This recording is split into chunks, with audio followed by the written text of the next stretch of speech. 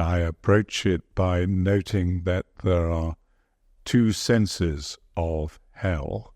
The one everyone knows as a notion of a place of eternal punishment, and the other that finds mention in the Apostles' Creed.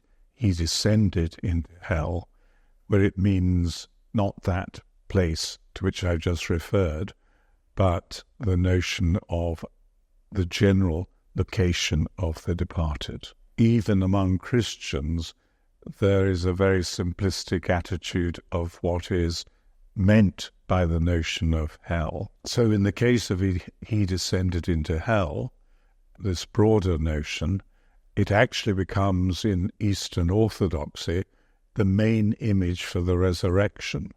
Christ going down to the place of departed spirits and bringing out all those who had died before his time. But then if you go to the other notion of hell, it was really only Augustine who determined that it would be a place of eternal punishment in Book 21 of the City of God. So earlier than him, the main competing alternative came from the Eastern theologian Origen or Origen, who had the idea that it was really a place of correction rather than of punishment.